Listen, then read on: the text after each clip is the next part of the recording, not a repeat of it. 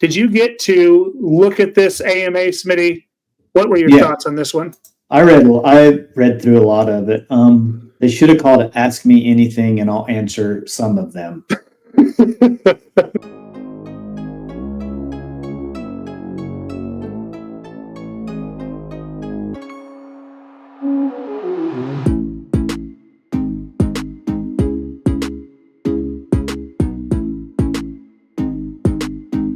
Hello, everyone. Welcome back to the Players Meeting, a Win Dummies production. My name is Lucas. I'm your host. Thanks for being here. We are rocking episode number 49. In this episode, we are going to break down Ricky's first tournament with Discraft. We'll look at some other off-season tournaments, some more signings and departures, some with MVP, some with Westside, our thoughts on the Nate Heinold AMA, Ask Me Anything on Reddit, and some Climo news. It's fun to be able to say that. It's all in this episode, so stay strapped in. And if you haven't already, please subscribe to our YouTube channel, Disc and Deals Coverage. Ring that bell for notifications so you never miss a single episode. We also have a new video coming out this Thursday, a challenge video, My Trash Panda lineup, 4 discs against Shane Clanker's YouTube, so make sure you check that out. But without further ado, let's bring in the real star of the show, the one-time world champ, Chris Smith, a.k.a. Smitty. Smitty, what's up, brother? Just got good news that I'm not going to school tomorrow. Oh, yeah. We are expecting 3 to 6 inches of snow, yeah? Maybe more. Super cold, windy. Yeah, we're supposed to be sub-zero temperatures, I think, the next 3 days. And we'd hate for those kids to get cold. Let's keep them at home. Yeah. It's really, I think, the parents, right? Driving the bus drivers, those poor, unfortunate souls. Well, I think there's a lot of kids that have to wait at the bus stop. Yeah. My only worry is that I'll have to go to school later in the year, and I don't want that at all. Oh, do they extend days? You only have a certain amount of hours you have to reach. And if you don't reach those hours of student contact, then you'll have to do something. I'm sure they will keep tabs on that so you don't have to. Or do you do your own math? I don't know. I just go until they tell me not to come back. Okay. All right, cool. Well, you getting anything this weekend? Any disc golf for you? No, I don't think I even touched a Frisbee. I was the exact same. I stayed inside. I had a date with my wife. So, we don't always get to do that. So it was really nice. We went and saw a movie and had dinner and dessert, and it was fun. So Good deal. I went to the movies as well. I went to see, The Lion King, whatever that is. Oh, the Mufasa origin story. Mm-hmm. Okay. Was it good? It was kind of like the Christmas movie that freaks us out because we can't tell if they're real or not real. Polar Express. Yeah.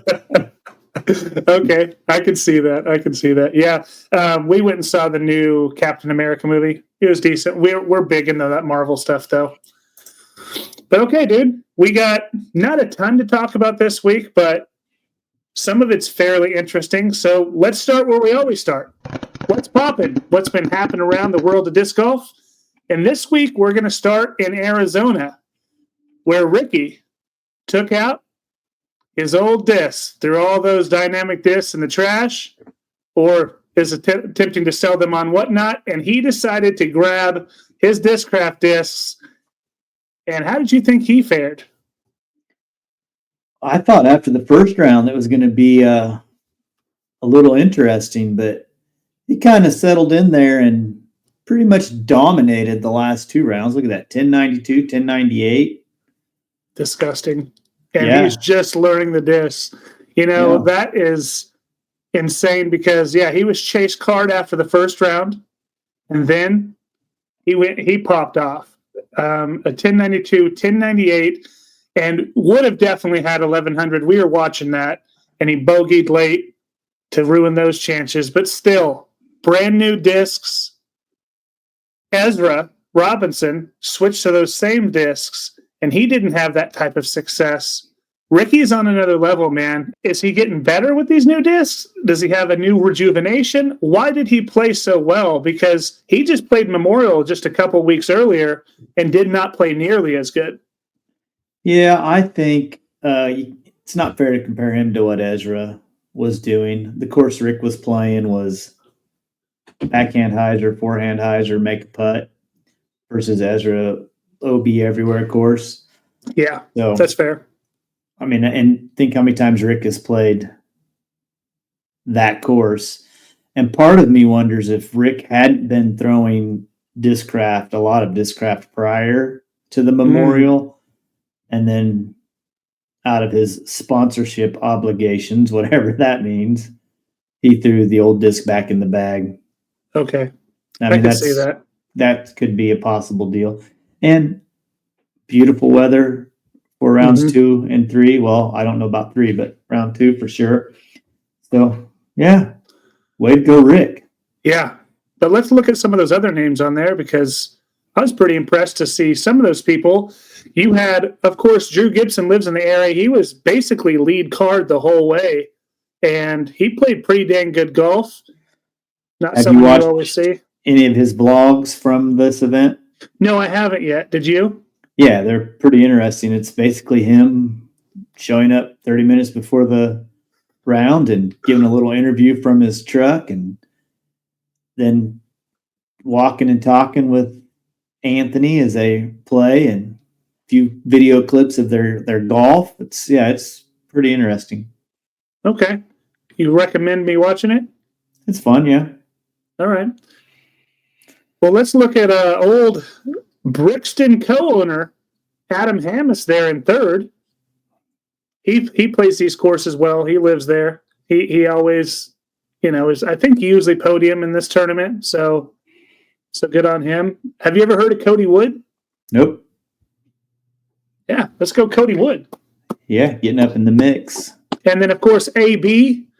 This kind of came down to where AB had maybe a chance after Ricky bogeyed late. They were 2 going into 18, which is usually a 2 or 4. And then they ended up both 2ing that hole. But man, Rick balled out. I'm very impressed that he's doing that with just getting these discs. But as you said, he has kind of been a little incognito. He's probably had this in the works for a little while. Yeah, and this just in. Cody Wood is good. Okay. Arizona guy? 1008 rated player out of Flagstaff. All right. Good job, Cody. Solid player. As you're looking at this, though, is there anything that is surprising to you? Well, yeah, couple things. Tristan Tanner, what's he doing? Yeah. What's he doing? He's usually down at the bottom, but I think early in the year, usually in these tournaments, he finishes okay, and then he decides to forget how to play disc golf later in the year. Anything else that I'm supposed to be seeing? Yeah, where's Goose? Oh, yeah, he was there, wasn't he? He's back from New Zealand. Yep. He'd learned how to putt, but maybe he didn't learn how to putt. Something weird happened. He finished in 22nd place, shot a 980 rated last round. 980. Whew. Average 998 for the event. Round 2 was a 1001. Round 1 was 1012. So just crapped the bed, and he was 8 of 14 from Circle 1 according to the stats. Now not a lot of them have stats, but so I don't know who's keeping it for him. Surprising the way he putted on that last round. Considering the way that we just watched him, but. Was Taylor there? Kochik? She didn't play. Well, maybe that was why. Maybe that was the good luck charm. Probably didn't hurt. All right, well, let's look at the women's side then, shall we? Let's do it. So we had the return of Katrina Allen, and she got outlasted by J.A. Jennifer Allen did it, and she did it with a phenomenal second round, Smitty. Oh, yeah. Shot 11 down, 10-10 rated, and had an 8-stroke lead going into the final round. I'm very shocked by this. I saw Katrina in the field, and I thought, Katrina's going to dominate. Are you shocked by this a little bit? I don't know if I'm too shocked. I don't know what kind of shape Katrina is in, really, and how much disc golf she's been playing with a newborn. This course is in Jennifer Allen's backyard, basically. She's known for throwing far, which probably helped with that 1,010 rated second round. Probably threw him far and put him close.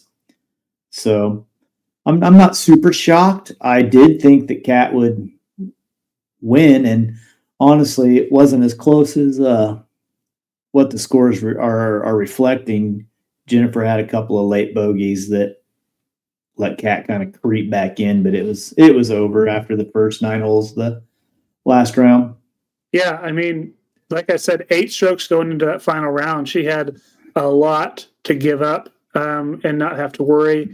And I will say Katrina did play good that final round. She did shoot a 992, 7 under, but kudos to Jennifer Allen. And let's mention some of these other ladies. Ashley Phelps, Hannah Stefanovic. Gosh, I know I'm butchering it, but great work for you ladies. I think the field had about 10 ladies in it. Yeah, not a very awesome ladies field, but still, Jennifer throwing down a 10-10's awesome. Yeah, and then Katrina coming back after having the baby is always exciting news when you get someone coming back. Yep. All right, well, let's look at another tournament. Let's do it. The Wintertime Open. The Wintertime Open. Not sure where this was held, so tell me about this one. Well, it was in California. It was at Oak Grove. So normally in the past, it's been a fairly large A tier, had a few big names, but on the men's side, it really didn't have any names that I recognize. I mean, I know who Cam Rico is just because of his uncle and his dad, but that's the only name that I saw, but pretty cool for him to win an A tier. Yeah, for sure. An A tier win. I don't know if that's his first. So his uncle is Steve then? Is that what you're saying? Yes, sir. And his dad is Bamba. Okay. These other names, I don't know a single one. I'm sure if we were California dudes, we would know everyone there. Yeah, and definitely not people on the tour scene. Right on. And then the ladies had one of our favorite players. Well, one of my favorite ladies players. Oh, yeah. I'm with you. On Scoggins. And you talk about throwing down a round. Ooh. 10-16. Yes, 10-04 for the event. Yes, sir. Average 1,000. You don't have those final scores. Was it a lot that she won by? Oh, yeah. I wonder where they are. Yeah, she just smoked them all. She won by 15 strokes. Yeah. I mean, that's not surprising. Again, she's tour level, and then these other women don't tour. So this course probably suits her game. I'm guessing it's not the longest course out there. Yeah, pitch and putty a little bit. Yep. But yeah, she's a dog. She is, man. And she's fun to watch. Love her attitude. All right. So MVP, I really feel like this is a pretty awesome signing. They signed Mari Vilman. Yes, and sir. This gentleman is the highest rated Estonian player at 1034. And I will say, it seems like MVP's making some moves to try to get into that European market. They signed Silva Saarinen for that 4-year deal, and now they've signed the highest-rated Estonian. And I like this for Team MVP, and I love what their strategy is to try to get into that market. What are your thoughts on this signing? Oh, man, I think it's a good deal for both him and for MVP. I mean, what a week, right? Become the highest-rated Estonian players, get signed by MVP, move away from Prodigy, which we both kind of see as on the downslide. Yeah, I think it's great for him. I think it's good for MVP picking up another European player. Yeah, I think it's an intelligent move by the brand. I think they keep making really good decisions. I love what they're doing. I really feel like they're coming for Innova's spot at number 2, because I think Discraft is number 1. I mean, this was a huge pickup for Mari as a player, because he is one that was sponsored by Prodigy, but was Prodigy Europe. And I wonder how that works, and if that's even worse than what the American side of Prodigy gets. And Prodigy is not known for paying much anyway. Well, I think the European side might be better. Oh, is on the that the right? Prodigy side. Yeah, because they got a lot of Prodigy players in Europe, and it's run by Seppo Paiu, Okay. who's the head honcho of Prodigy Europe, or was for a while. I'm assuming he still is. I haven't heard anything about him departing, but I think Prodigy Europe might be a little bit bigger deal than Prodigy USA currently is. Okay, well, that's good to know. But regardless, I think it's got to be a bigger deal for Mari, and I think it's going to pay dividends for MVP. Yeah, for sure. They just keep racking up good players. They do. Well, look at this. We got a Chandler Kramer sighting, and he's now sponsored by Hooligan Discs. Thoughts? Well, I'm pretty sure that Gateway makes Hooligan discs. I think they might mold them for them. I'm not 100% sure on that, but Gateway's been known to let guys have open bags and just use their putters. That's what Gavin Rathbun was on last year. Mm-hmm. I think good for Chandler. If he can get a little bit of money to help support his tour, awesome. Do I think that he's going to make Hooligan Discs the number one disc manufacturer in the world? No, I don't think that's going to have much bearing. But only thing I know is the Yeet. Remember they ran the Yeet commercial? Yep, that's what I was going to say. The same thing. That's all I know of them is that Yeet. Looking at their website, I see at least 5 molds here. So I'm assuming they have to be an open bag situation there for Chandler. Yeah, it makes sense to me. And you know what? If he can do it, power to him. Maybe I'll have to get some of those Hooligan discs and do some type of video. Yeah, they are definitely made by Gateway. Okay. You heard it here first, folks. If you didn't know, now you know. Breaking news that everybody's probably known for 3 years. If you don't know, now you know. There we go. There we go. This was sad to me. I love her when she's playing. She's another one that's got kind of a really good attitude while playing the game. And anyone on the ladies' side that putts extremely well, I get excited about. And she is one of those putters. But Sai Ananda has parted ways with Westside. It does say that she is excited for the future and new opportunities, and maybe is going to announce something soon. I don't know, but I was sad to hear about this. Smitty, what are your thoughts? I think she's a quirky little player and kind of fun. She had the big win. I don't remember, it was 2 years ago, I think it was. Yes. I don't think it was last year. And then last year she kind of had an abbreviated tour.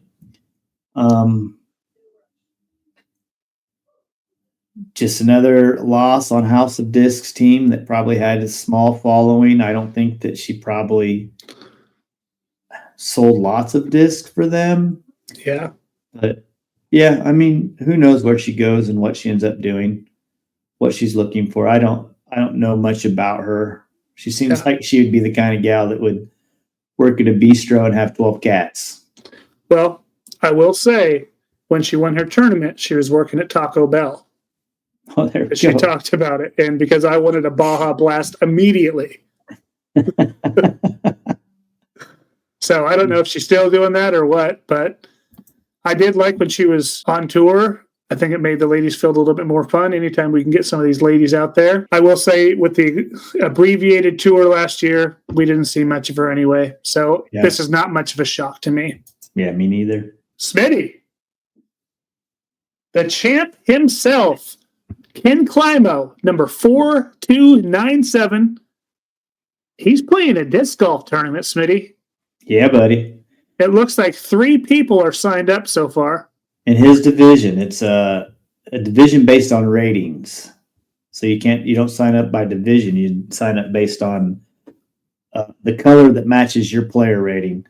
So it'll be fun to see what he and Charlie Goodpasture get into. Charlie's rated right under 1,000. Kenny's at 1024 still, probably, floating a little bit on 20 years of awesome rounds. Mm-hmm. So I think Champ beats him. When is this tournament? This coming weekend? Yes, sir. 22nd. Do you think we see more people getting signed up, though? I don't know. It's in Clearwater. Maybe it's the format, or maybe it's the course or something keeping them away. But I was a little shocked that there wasn't more people signed up. And I made that slide way early today, so maybe something happened since then. I'll check real quick. All right. Do you think maybe people are scared to get destroyed by the champ? No. I think they're probably used to it. Or do you think it's the opposite? They're scared that they're going to tarnish his reputation? No, I don't think that's easy. Yeah, so there's only the gold division is what those guys are in. And this Jimmy guy is 9/11 rated. Jeremy is in, and there's several people rated above him in the blue division. So apparently you can play above your rating. Makes sense, but you can't go below it. The tour is about to kick off, so that's going to keep a lot of the guys off of it. But they're in Florida, right? That's where everyone should be. So a little interesting. I will say very smart by that Jeremy guy to get to play around with Ken Climo. Yeah, I'll sign up for that. Yeah. Well, there's 124 people in the tournament. Yeah, that's crazy. It must be a flex.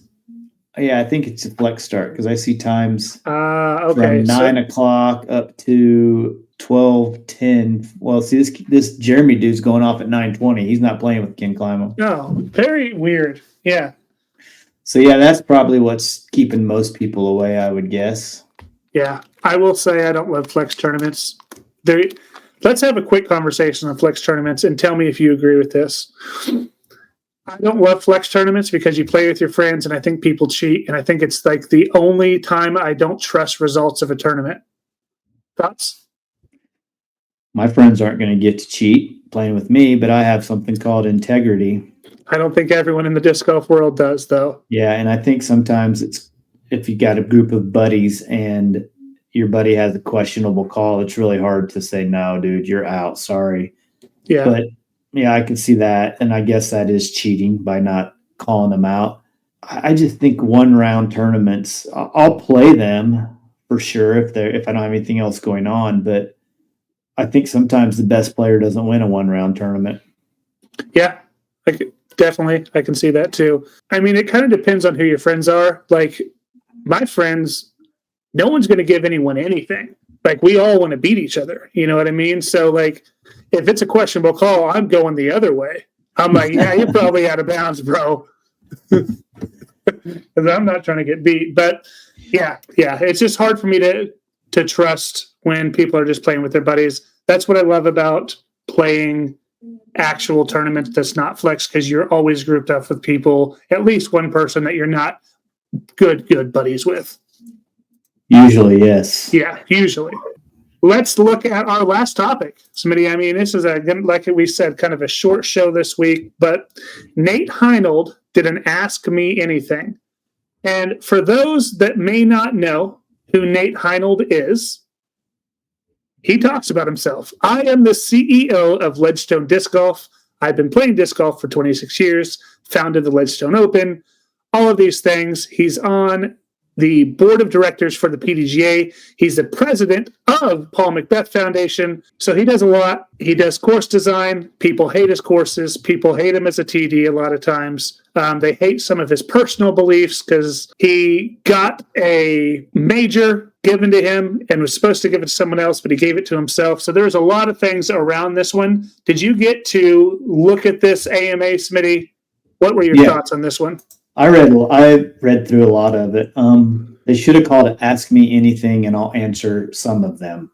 Is what they should have called it. If it was one that he couldn't beat around the bush and try to make himself look okay, he just completely ignored those. Dude's in a tough spot, kind of, because he is the president of the board of directors for the PDGA. He is a Discraft sponsored player. He's on Team Discraft. He's like you said, the president of the Paul Macbeth Foundation. He owns Ledgestone. He runs all these big events.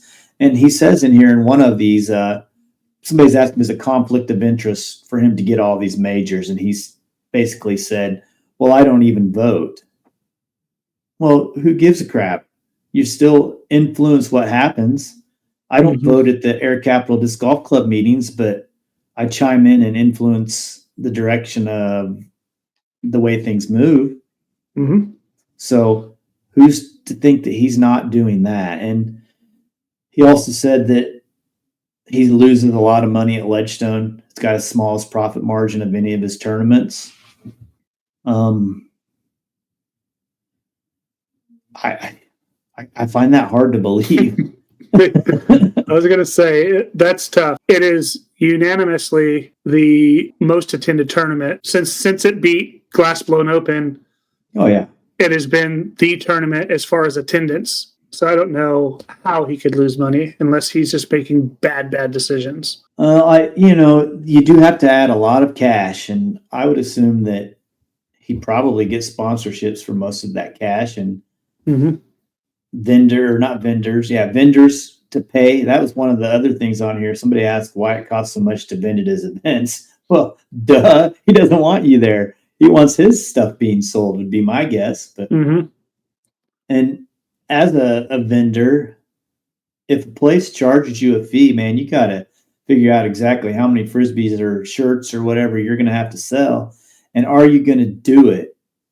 So that's one reason why I don't vend at Hayes anymore, because I have to sell, not just do and pay out, but actually sell so many discs to even break even on the weekend. And it's just not worth it to me. I'll just leave my stuff at home and go and have fun as a player and hang out. And I'm A-okay with that.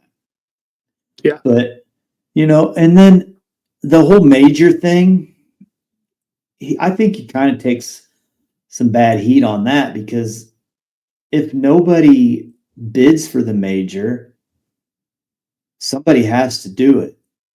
And if these huge tournaments really are big time money losers, who wants to do that? Yeah. Right? I don't. No. I will say it felt like he was a little bit like, hey, if you guys don't like my position that I'm in, why don't you run for things? Run for the board. Make bids for majors. Not everything was gifted to me. I mean, I'm just putting myself in positions that you people aren't. And so do you agree with him in that aspect? Maybe. All right. Maybe.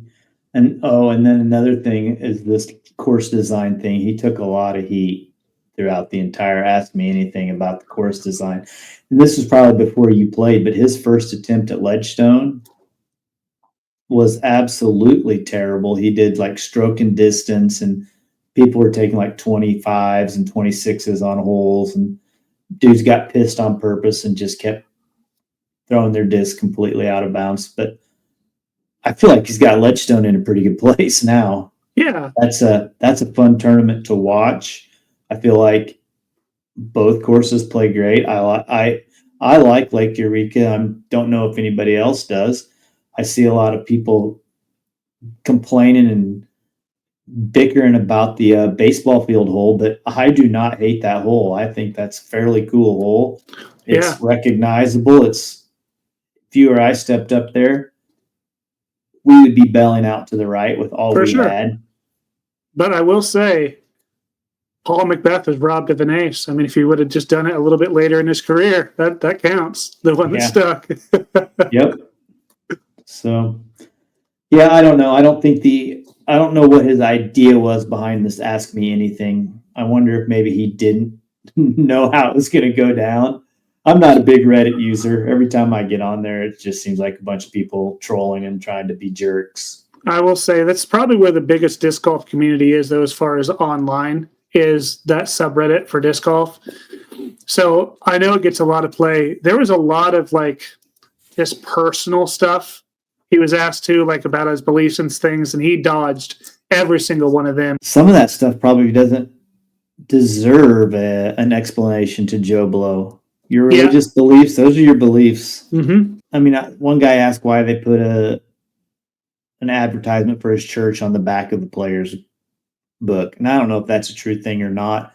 Probably not something I would do, or probably something I wouldn't even look at, but yeah, I don't know. Probably a bad choice there if that was true, but yeah, I don't know. I mean, did you ever dislike Nate Heinold? Yeah, I don't like him much at all. I think he's a little weasel. Yeah. Do you still Did this Ask Me Anything change any of your perception of him No, being I a still weasel? think he's a weasel. Okay. All right. He kind of seems like one of those guys that maybe knows that his ideas aren't the best and his course design isn't awesome, but he'll never let on to that. He's going to defend it he's going to stand on a hill and fight to the end and not just say, yeah, maybe that hole 14 at Worlds wasn't the greatest idea. But he kind of did admit to that because they're changing that before the Disc Golf Pro Tour goes there this year. Yeah, maybe he's a little delusional, but I think sometimes successful people have to be. He rubs a lot of people the wrong way, I think, for good measure. I think anytime you don't take criticism at all, that's just a hard hill to stand on. So, yeah, whatever his personal beliefs are his personal beliefs. I'm with you there. I don't think he has. I mean, that's who he is as a human. Whatever, right? He doesn't owe anyone an explanation. That's his life. I do think that when you're in that type of position, it's also easy to get shit on. But he does, to me, seem a little bit like a used car salesman. It's a good description. Yeah. Yeah. Let's just say that I don't think he and I would play casual league rounds together. All right, that's fair. That's fair. I'd probably still play his league and go to his tournaments, but we're not going to hang out. But then complain about the tournaments to him. I would too. Yeah. Would you do it at the tournament? Are you a complainer at tournaments, Smitty? Being a TD. I try not to. Yeah. Do you do it after the fact? I will try to steer clear. I will try to tell them after the fact. I'm guilty as the next guy at trolling after an event, saying stuff but sometimes it's fun to get people riled up. Yeah. Just depends on the people, right? All right. Well, that was our show, folks. Like we said, kind of a shorter one. Oh, wait, there's one more thing. Okay. Yeah. Jeff Spring was on the Upshot, and he kind of let the cat out of the bag a little bit about a match play event going on this year. And he said the winning prize was going to be, he assumed, between $10,000 and $12,000.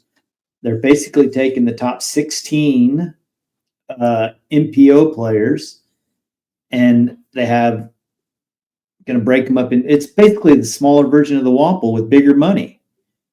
Wow. They're breaking them up into 4 pools, and at different Disc Golf Pro Tour events, they'll play their match play event on the Thursday before it. Is it going to be recorded? Did they say anything about that? Well, I would assume that. I mean, if not, what a missed opportunity to. Yeah, I'm watching immediately. Yeah. But yeah, so that'll be kind of cool to see that play out through the year. And I don't know how they're picking those 16. I don't know if they're going to pick the top 16 from last year. I don't know if they're going to just pick the 16 they want. That's what I think they should do. Pick the 16 what they think are the best. Maybe ask people, because I saw Crokel, I think, was on one of the possible events, and there might be some people that don't go to Crokel. So maybe say, hey, bro, are you going to this? And if they say no, then, well, you're not going to be in the match play type deal. But yeah, I think it'd be fun, awesome, and oh yeah, I love match play. Yeah, I love playing it and watching it. And so yeah, that'll be fun. Yeah, it'll be so cool. Yeah, I love that. That's great news. Yeah, breaking news right now from Smitty, from Jeff Spring on the Upshot. So maybe it was breaking news on the Upshot, but if you didn't watch that and you're watching us, thank you. Smitty, absolutely, we've done it. Another episode in the bag. Any shout outs for the week? Mike Bailey sent me a message a little bit ago, said that the wraps for the baskets at Cessna will be in on March the 1st. So shout out to Mike and Crispin who did the artwork. And yeah, so that's all good news. Record turnout last week at Putting League. We had 18 or 19 something teens So that was fun. A lot of people coming out to that now, and lots of new faces each week. One of these weeks, we're going to have 45 or 50 people. So, and that's kind of dwindling down. I think that's going until the end of this month, maybe. I'm not sure how long they're doing it. Yeah, the 6th. March 6th is the last one. Yeah, so 3 more weeks. Good, because I'm about done going there every Thursday. Yeah, it's an awesome time. So if you haven't gone, make sure you go. I will say something really cool that was announced last night during our ACDGC meeting. So our AirCap board has now decided to make youth memberships completely free. So if you have a child that plays disc golf and you want them to have a membership to the club, holler at me and I will get them added. We can get them a tag. And if they want to come out to the leagues, they can come out and have a free membership. So pretty cool. That is cool. Probably gain a few parents that way as well. Yeah, maybe. But I think just having the kids involved is really cool, because I think a lot of the kids that get involved young stay with the sport. Not always the case, but I'm excited to have more little ones out there. That's cool. That's a good move on the AirCap's part. All right. Well, everyone, we will see you next Tuesday for another episode. We will see you then. Take care. Bye-bye now. Later all.